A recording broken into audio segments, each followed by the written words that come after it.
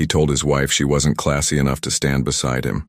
But when she walked into that Billionaire gala, every head turned, including his.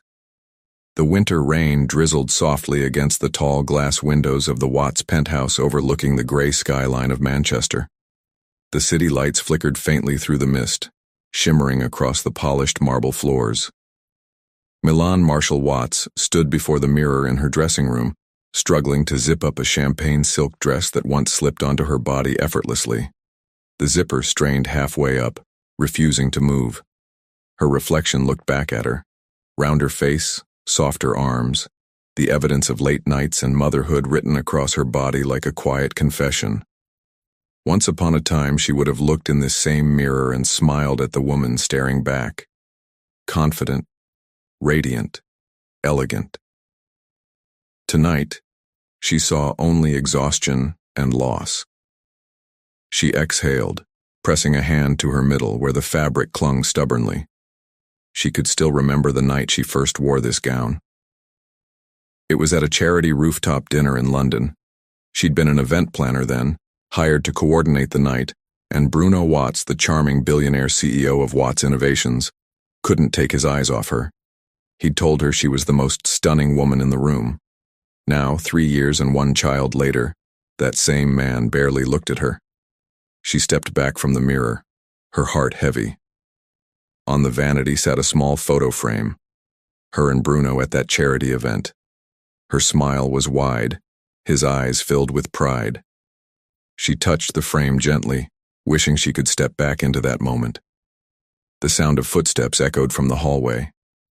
Bruno's reflection appeared behind her, tall, broad-shouldered, his tuxedo perfectly tailored, his golden hair combed back with precision. He looked like he'd walked straight out of a magazine cover. "Are you ready?" His tone was casual but distant. "Almost," she said, forcing cheerfulness.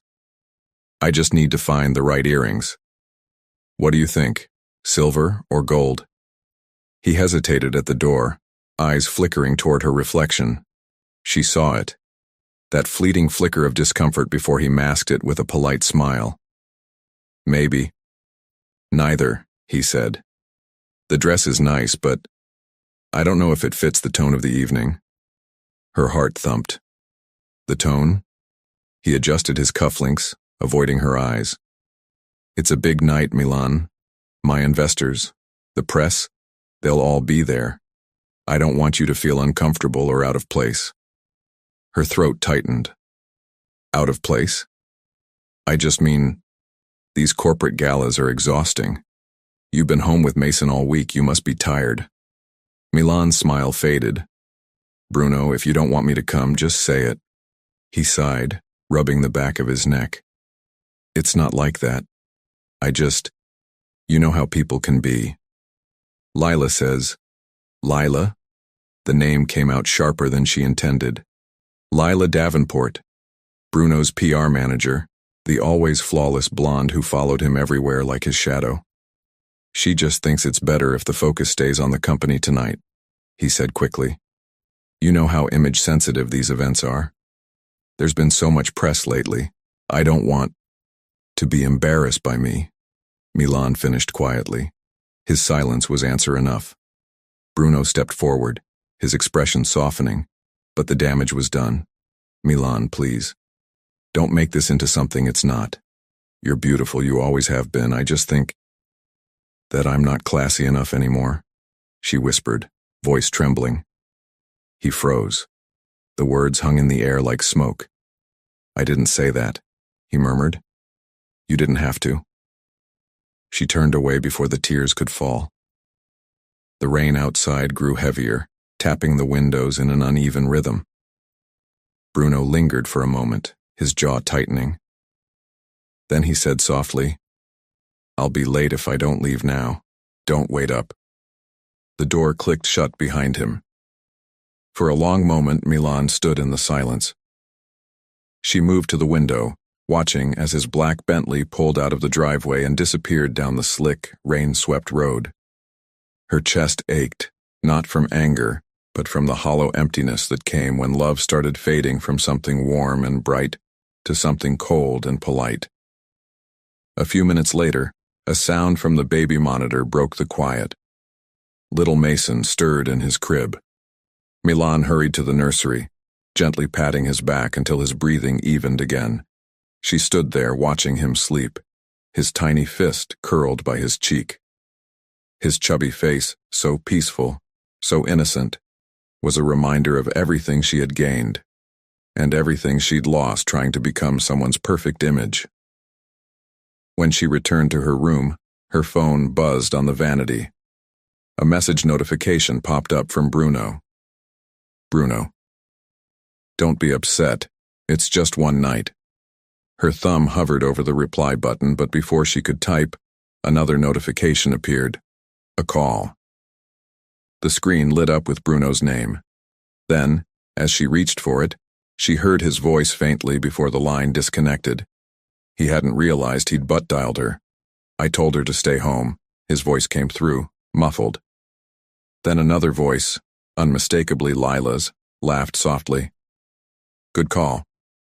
No offense, Bruno, but she doesn't exactly fit the image tonight. The board expects a certain look. Milan froze. Bruno's quiet chuckle followed. Yeah, it's just complicated. Don't worry, Layla said. You've got me by your side tonight. We'll keep things flawless. The call ended. Milan's hand shook as she placed the phone down. Her vision blurred with tears. She sank into the vanity chair, burying her face in her hands. It wasn't just about the gala anymore. It was about the growing distance between them, the way he looked at her like she was an obligation, not the woman he once couldn't stop touching. Her gaze lifted slowly to the mirror again. The dress was still unzipped, her hair half-pinned, makeup smudged by tears. When did I stop being enough? She whispered. The apartment doorbell rang, startling her. She wiped her eyes and went to open it. On the threshold stood Aunt Rose, wrapped in a thick wool coat, her umbrella dripping from the rain. Her smile was warm, her eyes full of that maternal intuition that never failed. Evening, baby girl, Rose said, stepping inside. You sound like someone who's been crying. Milan forced a weak smile. You could hear that through the door? Please. I could feel it from the lift. Rose handed her a paper bag. I brought you some of that stew you love. Thought you might not have eaten yet. They sat together in the kitchen. The stew's rich aroma filled the silence between them until Rose finally spoke. So, tell me what that man did. Milan hesitated, then sighed. He didn't want me to go to his company gala. Said I'd feel out of place. Said it wasn't the right night. She looked down at her hands. But I know what he meant, Aunt Rose. He meant I wasn't good enough anymore. Rose leaned back, studying her niece with wise, steady eyes. You gained a little weight after bringing a life into this world. That doesn't make you less beautiful, Milan, it makes you more. But he doesn't see it, Milan said softly. He used to tell me I was everything he ever wanted. Now I feel like I'm just in his way. Rose reached across the table, taking her hand. Baby, that man may have forgotten who you are. But you haven't lost her. She's still in there, waiting for you to remember. Milan's throat tightened. I don't even know where to start. Rose smiled gently. Start with you.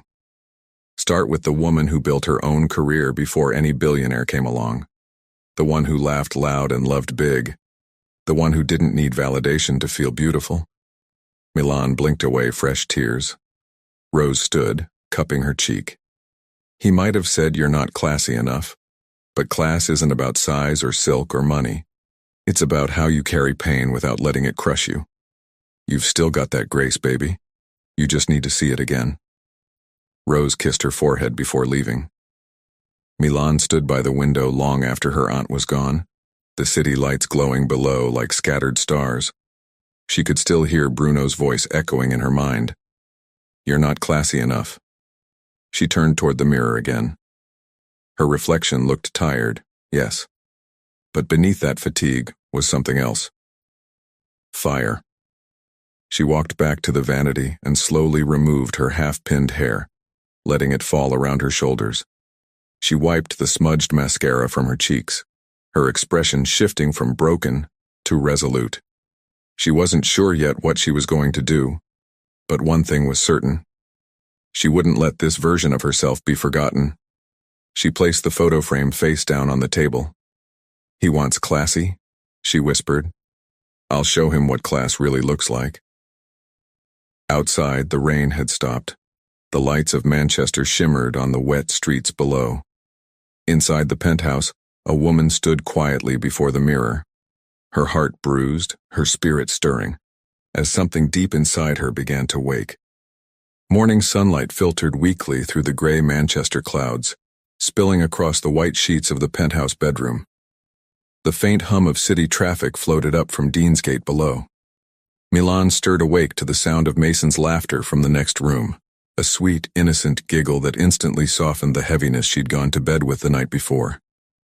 She pulled on her robe and padded down the hall, hair messy, eyes still tired from crying.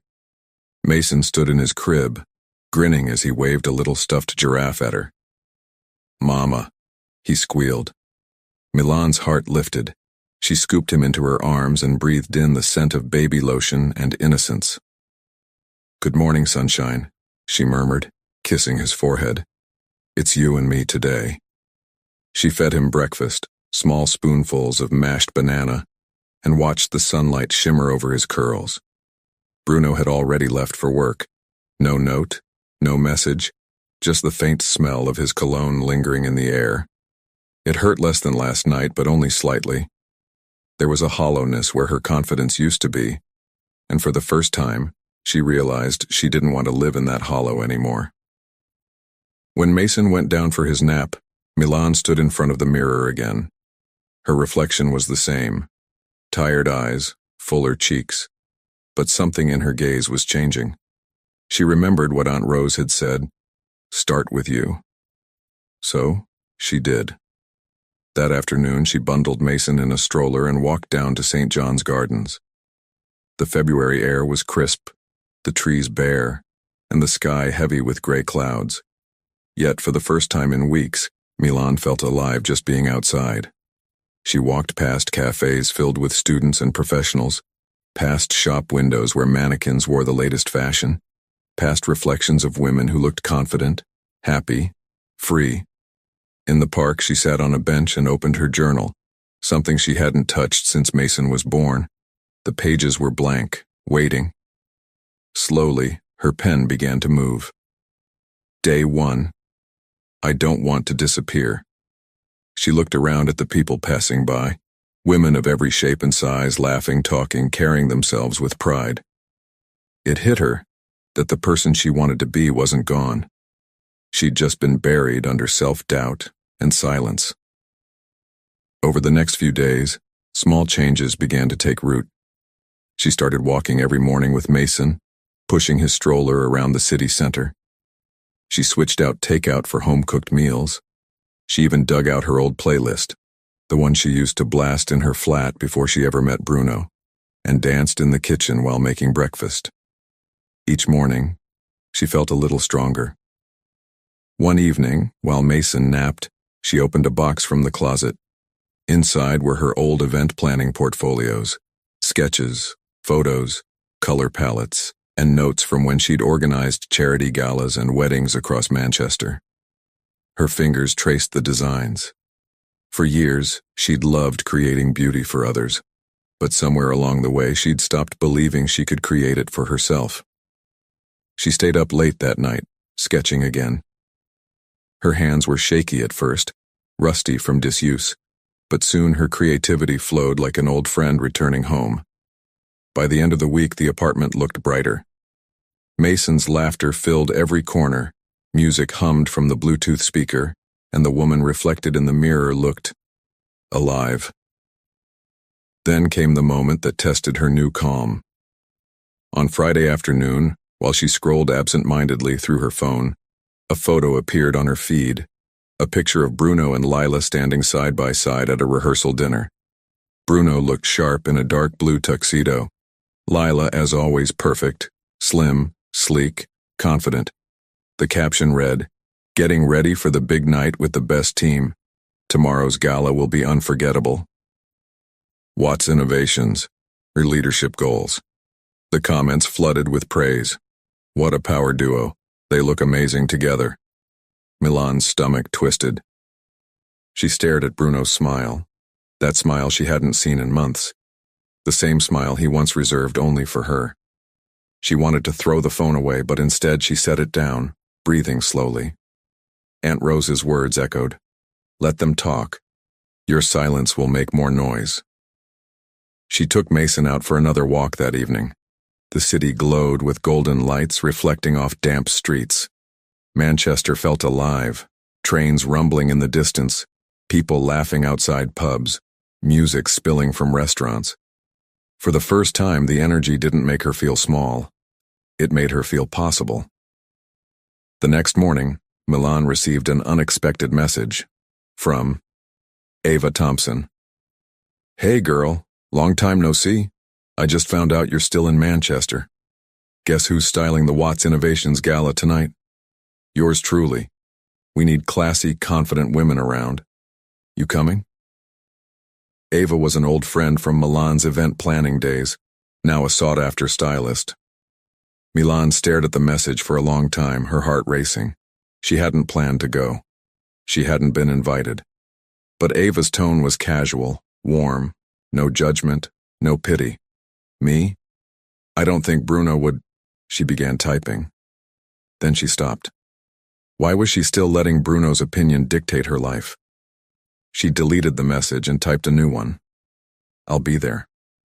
The night of the gala glittered with opulence. Manchester's skyline shimmered beneath the soft glow of city lights, glass towers glinting against the indigo sky. Cars lined the streets outside the Midland Grand Hotel, where the annual Watts Industries charity gala was being held. Cameramen, reporters, and elegantly dressed guests crowded the red carpet, laughter and champagne bubbling through the cool evening air. Inside, the grand ballroom was a spectacle. Crystal chandeliers spilling light across marble floors, a live orchestra tuning their instruments, waiters weaving through clusters of guests with silver trays of canapes. Every detail screamed perfection. And in the middle of it all stood Bruno Watts, the billionaire everyone wanted to meet. He looked immaculate in his tailored black tuxedo, polished shoes, and confidence that drew attention the way gravity held planets in orbit. Yet beneath that charm, a faint anxiety lingered. His mother, his board members, his investors, all were present. He wanted everything flawless. He wanted to prove that his life, his choices, his image were still spotless. For Milan, she had spent the next few hours, her apartment, a flurry of quiet preparation. She called Ava, who squealed with delight and promised to send over one of her assistants with options. By noon, garment bags and boxes arrived. Silks, velvets, shimmering fabrics in soft golds and deep emeralds. Milan stood in front of the mirror as Ava's assistant, a bubbly young woman named Clara, helped her try on gowns. When Milan stepped into the off-shoulder gold silk gown, everything went still.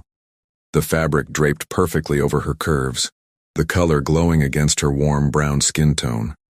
Clara clasped her hands together. Oh my God, that's it. That's the one. Milan turned to the mirror.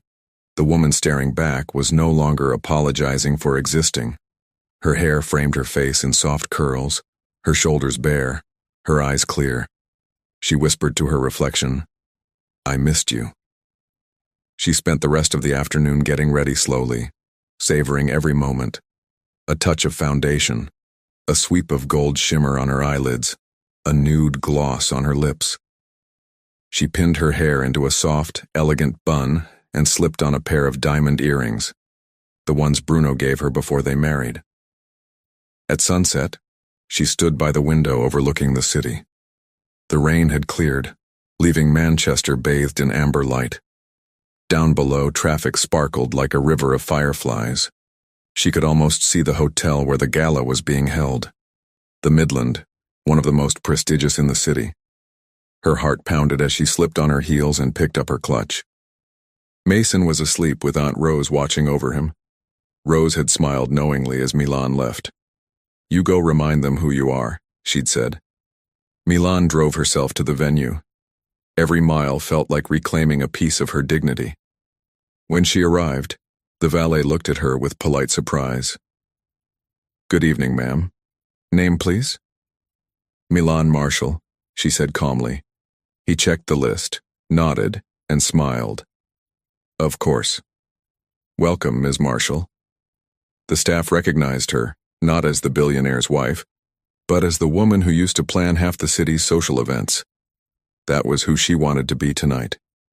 As she stepped into the grand ballroom, the hum of chatter and soft jazz filled the air. Crystal chandeliers cast a golden glow over the crowd. Waiters moved gracefully with trays of champagne. The air smelled of perfume, money, and power. Milan paused at the entrance, her heartbeat drumming in her ears. Heads began to turn. Conversations faltered. The music seemed to fade. A group of guests whispered, "Who is she?" One murmured. She walked forward, slow and poised, the silk of her gown whispering against the floor. Her chin lifted, her smile composed. She wasn't there to prove anything. She was simply there to be. Across the room, near the stage, Bruno's tall figure came into view. He stood surrounded by investors, his hand gesturing confidently as he spoke. Beside him, Lila laughed at something he said. But then, mid-sentence, Bruno's eyes lifted and froze. Their gazes met across the ballroom. For a heartbeat, the world went quiet. His expression shifted from polite composure to shock. He blinked, as if unsure he was seeing her at all.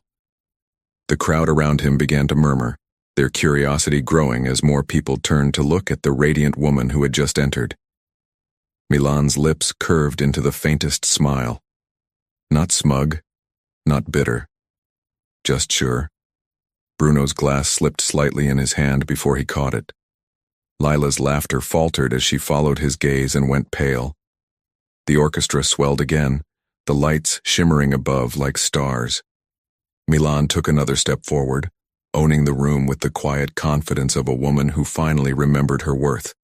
And as she moved through the sea of whispers and astonished glances, one truth became undeniable. Every eye in the ballroom was on her.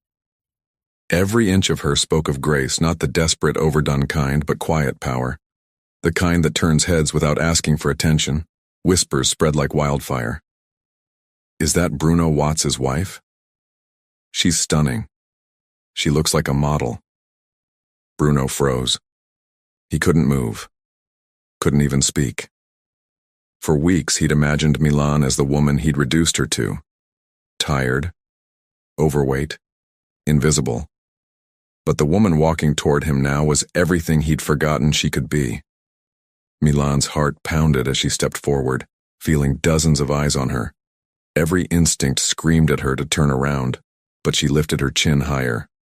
This was her moment, not to humiliate him, but to reclaim herself.